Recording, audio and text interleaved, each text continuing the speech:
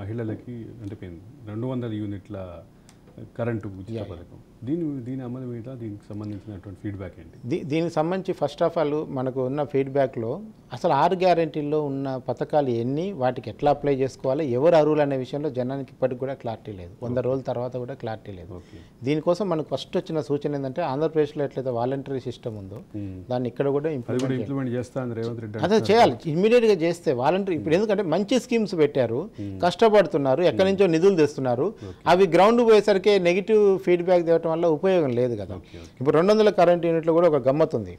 మీకు 200 వరకు మీ యూనిట్లు కాలితేనే మీరు 0 బిల్ కిందకి వస్తారు. 200 యూనిట్లే ఖాళీ ఉండాలి, రేషన్ కార్డు ఉండాలి, కుటుంబంలో ఉన్న 4 పేర్లు రేషన్ కార్డులో ఉండాలి, మీ కరెంటు కనెక్షన్ ఎవరి పేరు ఉందో వాని పేరు రేషన్ కార్డులో ఉండాలి, మీరు ప్రజాపాలనలో దరఖాస్తు చేసుకోవాలి, ఆ రేటుకి మళ్ళీ 0 బిల్లుకి మళ్ళీ ఒకసారి అప్లికేబుల్. ఇవన్నీ మ్యాచింగ్ చేసుకొని మీరు తేలితే మీరు బెనిఫిషియర్. మీరు ప్రతిసారి బిల్ కలెక్టర్ వచ్చి 34 బిల్లు కొడుతుండా అంటే ఒకసారి 1వ తారీఖు వస్తుంది, ఒకసారి 5వ తారీఖు వస్తుంది. ఇటువంటిదే ఒక క్వశ్చన్ కూడా వచ్చింది ముఖ్యమంత్రి మీడియా కార్యక్రమంలో. అసలు మీరు 30 లక్షల మందికి మాత్రమే ఎలిజిబిలిటీ ఇంప్లిమెంట్ చేస్తున్నారు, 60 లక్షల మంది 90 లక్షల కుటుంబాలు ఉన్నాయి కదా అనేది ఒక మాట. దాన్ని ఎట్లా అడ్రస్ చేస్తారు అంటే ఆయన నుంచి సరైనటువంటి సమాధానం వచ్చినట్లుగా అనిపించలేదు. నిన్న ఆయన చెప్పిన సమాధానం నేను మీకు ఇప్పుడు చెప్తా. 95 లక్షల రేషన్ కార్డులు ఉన్నాయనుకుంటే మాకు ఈ కరెంటు బిల్లు కావాలని 65 లక్షల మంది అప్లై చేశారు. ఆడ అప్లై చేసింది ఇక్కడ రేషన్ కార్డు పేర్లు అన్ని చూస్తే 48 లక్షల మంది మిగిలారు. అంటే 50 లక్షలు ఎగిరిపోయారు. ఆడ సుమారు 50 లక్షల మంది లబ్ధిదారులు ఎగిరిపోయారు జస్ట్ పెట్టిన ఒక 2-3 కండిషన్ల వల్ల.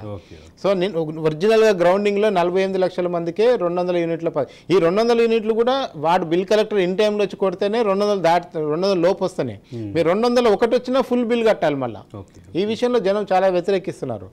అవును సార్ మీరు 200 ఫ్రీ ఇస్తున్నారు, తర్వాత నాకు 10 కాలింది, 10కి డబ్బులు తీసుకోండి, 210కి ఎట్లా తీసుకుంటారా అంటున్నారు. దీనికి ఢిల్లీలో వాటర్ విషయంలో ఢిల్లీ ఆప్ గవర్నమెంట్ ఇదే రకమైనటువంటి పరిస్థితి వస్తే 20 లీటర్ల వరకు ఉచితంగా ఇచ్చి ఆ పైన వచ్చే బిల్లుకి మాత్రమే ఛార్జ్. అట్లా ఇప్పుడు కరెంట్ అట్లే చేయాల్సి వస్తుంది. 200 యూనిట్ల వరకు ఫ్రీగా ఇచ్చేస్తే తర్వాత 100-250 గాలిస్తే 50 వరకే బిల్లు కట్టించుకుంటే మాత్రమే జనం సాటిస్ఫై అవుతారు. అదర్వైజ్ ఇక్కడ కూడా నెగిటివ్ వైబ్స్ వచ్చే అవకాశం. రెండోది కేసీఆర్ పాలనలో ప్రధానంగా వ్యతిరేకత వచ్చిన వర్గాల్లో ప్రభుత్వ ఉద్యోగుల్లో భయంకరమైనటువంటి కసి కనిపించింది. చివరికి కొంతమంది ప్రభుత్వోద్యోగుల సంఘం నాయకుడుగా అదే కోటాలో మంత్రి అయినటువంటి శ్రీనివాస్ గౌడ్ ఆయన నియోజకవర్గంలోనే కనీసం 20% పోస్టల్ బ్యాలెట్లు కూడా రాని పరిస్థితి ఉంది. సాక్షాత్తు ముఖ్యమంత్రి కేసీఆర్ 2 చోట్ల పోటీ చేస్తే 2 చోట్ల కూడా తగిన స్థాయిలో రాలేదు. అట్లాగే హరీష్ రావు కానీ మన సిరిసిల్ల నుంచి కేటీఆర్ కానీ వీళ్ళందరూ ఇబ్బంది పడ్డారు. పోస్టల్ బ్యాలెట్లు బాగా వ్యతిరేకం. దానికి ప్రధానమైనటువంటి కారణం జీతాలు పెన్షన్లు లేట్ అవ్వటం. అందులో దాపరికం లేదు, జీతాలు లేట్ అవ్వటం, జీతాలే లేట్ అయినప్పుడు ఇంకా పెన్షన్లు ఇంకా లేట్ అవ్వటం. ఈ అన్నిటి మూలంగా అంటే గవర్నమెంట్ ఇప్పుడు 100 రోజుల పాలనలో క్లెయిమ్ చేసుకుంటున్న అంశం కూడా మొదటి నెల 4వ తారీఖు ఇచ్చాం, 2వ నెల 1వ తారీఖు ఇచ్చాం, 3వ నెల 1వ తారీఖు ఇచ్చామని చెప్తుంది. ఈ రకమైనటువంటి సమస్య మీద ప్రజలు ఏమంటున్నారు? ఒకటి గవర్నమెంట్ క్లెయిమ్ చేసుకున్న దాంట్లో చెప్పిన 1వ తేదీన అందరికీ కూడా ఏం రాలేదు. ఆ డేట్ మెయింటైన్ చేశారేమో కానీ 1వ తారీఖు 3వ తారీఖు అనేది మొన్న మనం ఈ సర్వేలో తేల్చుకున్నప్పుడు కూడా 1 నుంచి 4 తారీఖుల మధ్యలో 80% జీతాలు పెన్షన్లు ఇచ్చేశారు. 4 వరకు అయితే 80% అబోవ్ జీతాలు పెన్షన్లు పడ్డాయి. సో అందరికి ఒకసారి రావట్లేదన్న కంప్లైంట్ అయితే ఉన్నది. 72% మంది ఇప్పుడు వస్తున్న ఈ 3 నెలల జీతాల దాని మీద సాటిస్ఫైగా ఉన్నారు. ఓకే మాకు టైంకి వస్తున్నాయి అంటే గతంతో 20వ తారీఖు 18వ తారీఖు 15వ తారీఖులతో పోల్చుకుంటే 5 లోపు రావడం అనేది కూడా విశేషమే కదా. సో ఆ రకంగా చూసుకున్నప్పుడు జనం 72% మంది పెన్షనర్లు కూడా అందరూ వచ్చారు. జనరల్ పెన్షన్లు, గవర్నమెంట్ రిటైర్డ్ ఎంప్లాయీస్ అందరు పెన్షన్ అందరూ కూడా 4th 5th లోపు కవర్ చేయగలిగారు ఈ ఒక్క మార్చి నెల వరకు అయితే. ఇక తెలంగాణ రాష్ట్ర రాజకీయాల్ని శాసించినటువంటి మరొక కీలకమైన అంశం ధరణి. ధరణి బాధితులు వందల్లో, వేలల్లో, లక్షల్లో కనిపిస్తున్నారు. ధరణి అనేది ఖచ్చితంగా 1కి 100% అది 100కి 100% ఎన్నికల్లో ప్రభావం చూపించినటువంటి అంశం. ధరణి చుట్టూ తిరిగినటువంటి వివాదాలు మరికొత్త ఇప్పుడు గత ప్రభుత్వం మీద వ్యతిరేకతను పెంచుతున్నాయి. వీటన్నిటి నేపథ్యంలో ధరణి మీద అసలు ప్రజలు ఏమన్నారు? ప్రజల కంటే ముందు ప్రభుత్వం ఒక ఎక్సర్సైజ్ చేస్తుంది ధరణి మీద. ఒక పోచారం మండలాన్ని శాంపుల్ విలేజ్గా తీసుకుని యూనిట్గా తీసుకుని చేస్తున్నారు. ఒక మంచి కమిటీ వేసింది, సబ్ కమిటీ వేసింది, Yeah. డ్రైవ్ చేస్తుంది, స్పెషల్ డ్రైవ్ చేస్తుంది ధరణిలో ఉన్న సమస్యలను ఎట్లా పరిష్కరించాలి. ఈ రోజు కూడా ధరణి అనే చిక్కుముల్లోకి ఇంకా గవర్నమెంట్ ఎంటర్ కాలేకపోతుంది. అది పంచాయతీ సరిహద్దు పంచాయతా, సర్వే నెంబర్ పంచాయతా, బ్యాన్ ఉన్న భూముల పంచాయతా, లేదా రిజిస్ట్రేషన్ల వరకే ఓపెన్ చేసుకున్న తర్వాత రిజిస్ట్రేషన్ శాఖను తీసుకొచ్చి దాన్ని రెవెన్యూ శాఖకి ఇవ్వటంలోనే అసలు వివాదం మొదలైంది. Yeah. అంటే గత ప్రభుత్వం ఎట్లా అడ్డదారులు చేయాలో అన్నీ చేసింది. అవన్నిటిని అసలు వీళ్ళకి ఏం జరిగిందో తెలుసుకోవడానికి 100 రోజులు సరిపోలేదు. నిజానికి ధరణి వల్ల జరిగిన సమస్యలని ఇప్పటి వరకు ధరణిలో వచ్చిన ధరణి అంతా ఇంప్లిమెంట్ చేసి రిజిస్ట్రేషన్లు అయినప్పుడే కేసీఆర్ పరిపాలనలో ఇందులో 20 సమస్యలు ఉన్నాయని రైతు సంఘాలు తేల్చినాయి. ఆ 20 సమస్యలను అడ్రస్ ఒక 20 కీలకమైన సమస్యలు ధరణిలో ఉన్నాయని రైతు సంఘాలు సమైక్య రైతు స్వరాజ్య వేదిక వాళ్ళు తేల్చారు. అట్లాంటి పరిస్థితుల్లో ఈ వచ్చిన తర్వాత ఈ 20 నిమిషాలు పక్కన పెడితే అసలు ధరణిలో ఏముందో తెలుసుకోవడానికి కూడా ఈ 100 రోజులు సరిపోయిన పరిస్థితి ఉంది. అయితే జనానికి మాత్రం సమస్యలు ఒక 3% మాత్రమే ఓకే మాకు ధరణిలో అప్లికేషన్ ధరణిలో అప్లికేషన్ పెట్టుకున్నాక మాకు పరిష్కారం దొరికిందని చెప్పిన వాళ్ళు 3%.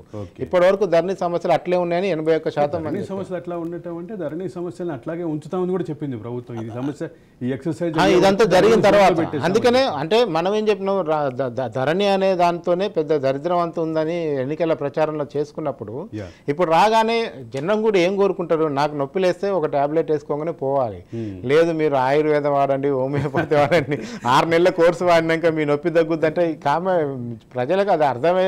వాళ్ళకి ఇన్స్టాంట్ రెమెడీస్ కావాలి జనానికి. నాకు నొప్పి లేవగానే 10 నిమిషాల్లో మాత్ర వేసుకుంటే పోవాలి, అది జనం కోరుకుంటారు. ఇక అదే సందర్భంలో కృష్ణ మరి ఇంకొక మాట అయితే ఖచ్చితంగా మాట్లాడుకోవాలి. కరీంనగర్ సభలో కేసీఆర్ మాట్లాడుతూ ఒక మాట అన్నారు, కేసీఆర్ బొంగనే కరెంటు పోయింది, కేసీఆర్ బొంగనే నీళ్లు పోయినాయి, కేసీఆర్ బొంగనే వాహనాలు పోయినాయి. నిజంగానే కరెంటు సమస్య అంత తీవ్రంగా ఉందా గ్రామ స్థాయిలో? ఇందులో కరెంటు సమస్య కృత్రిమంగా సృష్టిస్తున్నట్టు నాకు అనిపించింది జనంతో మాట్లాడినప్పుడు. ఈవెంతో నిన్న ముఖ్యమంత్రి గారు అభిప్రాయపడింది కూడా ఏంటంటే కొంతమంది ఆఫీసర్లు నాట్ ఓన్లీ ఎలక్ట్రిసిటీ డిపార్ట్మెంట్ అన్ని కీలకమైన శాఖల ముఖ్యమైన అధికారులు ఈ రోజు కూడా సహాయ నిరాకరణ చేస్తున్నారు. వాళ్ళ అధికారాన్ని చూపిస్తున్నారు. పాత ప్రభుత్వం మీద ఇంకా ప్రేమను చూపిస్తున్నారు. లాయల్టీ ఈ గవర్నమెంట్ ఎట్లా రకంగా బదనాలు చేయాలని చూస్తున్నారు. మంత్రులు పాల్గొన్న మీటింగ్లకే కరెంట్ కట్ చేస్తున్నారు. అయ్యో సార్ వైర్ ఊడిపోయిందని ఏదో తెలియక పొరపాటు జరిగినట్టు నాటకాలు ఆడుతున్నారు.